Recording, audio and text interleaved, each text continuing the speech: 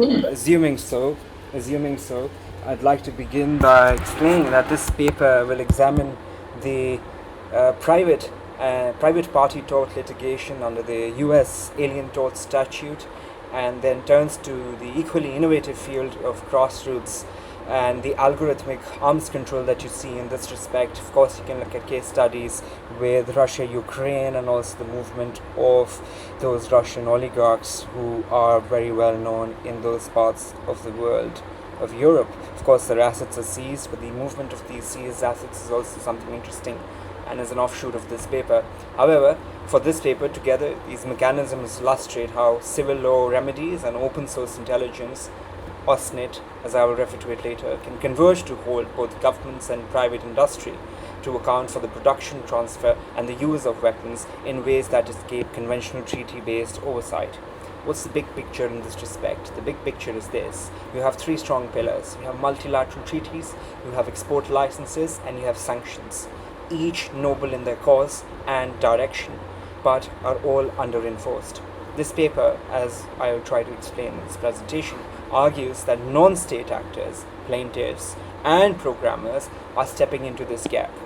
On one hand, you have Alien Tort Statute suits, which reframe weapons of manufacturers of weapons as potential civil tortfeasors for aiding and abetting violations of laws of nations or of most common customary principles of international law.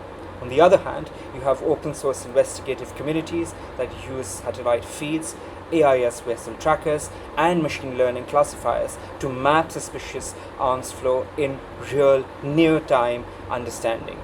Together, they create a hybrid enforcement architecture, a pincer movement on opacity. Having said all this, what we must know and understand is that disarmament by litigation, and only litigation, is a scalpel. It is not, for any understanding, a sledgehammer. That is because it is the ATS in its singular definitional understanding, is a relic of 1789 after two diplomatic fiascos that took place in the United States of America, as we now know it. It then hibernated for centuries and rose only in litigation of Figlarta, which was then blessed further with two human rights violations that also took place in the United States of America. While the cases and the facts are not important, giving a brief overview of the jurisdiction and also of the legislation are important.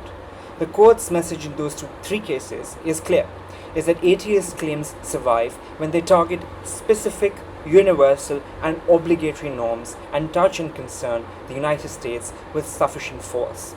Take, in this respect, the case of the Yemeni petition in 2021.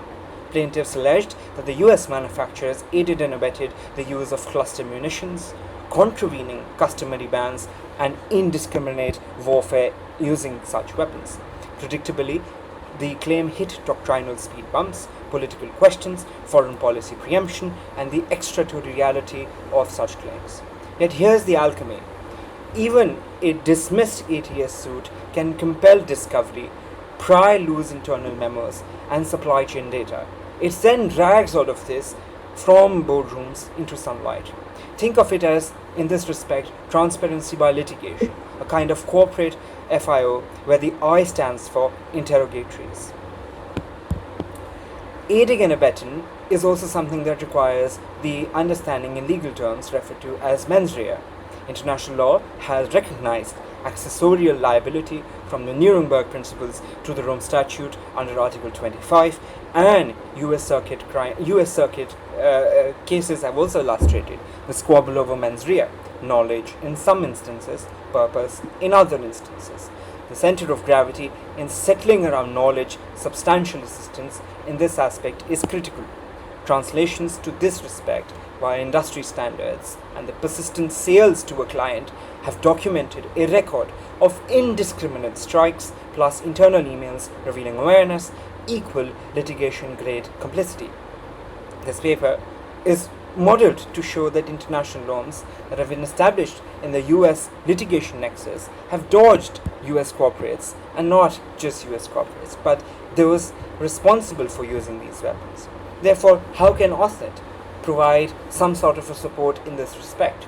Think of Bellingcat, which first First, a community of journalists revealing things. Now, a constellation of NGOs uses commercial satellite imagery, AI special transponders, thermal infrared passes, and encrypted tip lines to flag dubious cargoes. In 2024 alone, a coalition published an arms shipment atlas. 15 suspicious transits through the Suez Canal, tagged as machinery parts, but bore the heat signatures and mass profiles of munitions. The result, you may wonder? Export controls inquiries, insurers revising risk models, shipping appliances and alliances aiding the pre-departure screening, and not bad for people who mostly get paid in caffeine and GitHub stars. The algorithm actually helps in this respect. Satellite AIS cross correlation catches what one might refer to as the dark sail behavior. AIS goes quiet near a depot, the track later reappears on an implausible trajectory. The SIS classifiers might understand this and trained to understand the labeled imagery, distinguish it from military grade containers from mundane cargoes by shadow geometry and spectral sector signatures. Crowdsources verification in this respect is also interesting. Port spotters, dock schedules, geotagged photos, supplies, and the human layer that counts and must be respected. But courts are allergic to this understanding and application, so the paper must insist on forensic discipline. Hashes, timestamps, chain of custody, logs, sworn affidavits, and the whole evidentiary mise en place requires this hard-hitting, factual, court-oriented documentation.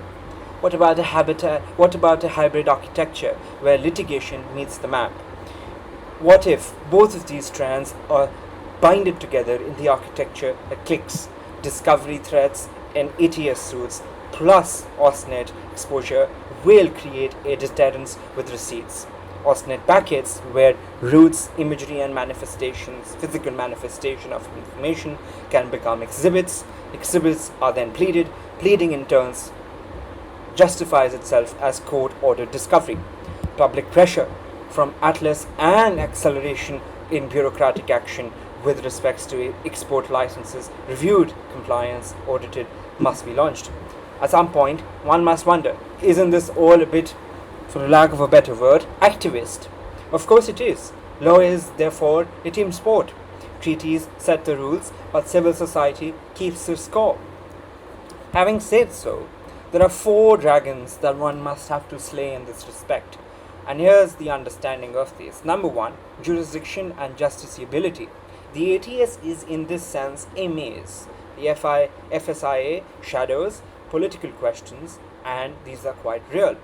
The strategy, therefore, is that US defendants must plead in domestic design, financing or command of decisions must be noted, and the relief must be framed towards corporate due diligence obligations, not foreign policy second guessing.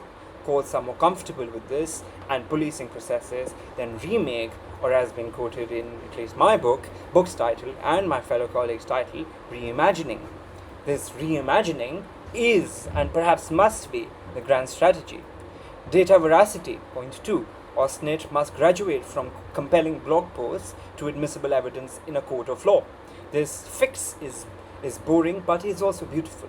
Standardized protocols, third-party certification, sworn maintainers, and immutable logs. In other words, less open source, more digital chain of custody. Third, corporate countermeasures, except arbitration clauses, forum selection, group restructuring, and trade secret claims against algorithms. The counter in this respect could be the draft and anti-retaliation norms for whistleblowers, push for carve-outs in arbitration for international law torts, and for public interest in discovering a hill to die on. Last and perhaps most importantly are resources. Plaintiffs and volunteer networks face a similar enemy, budget cuts.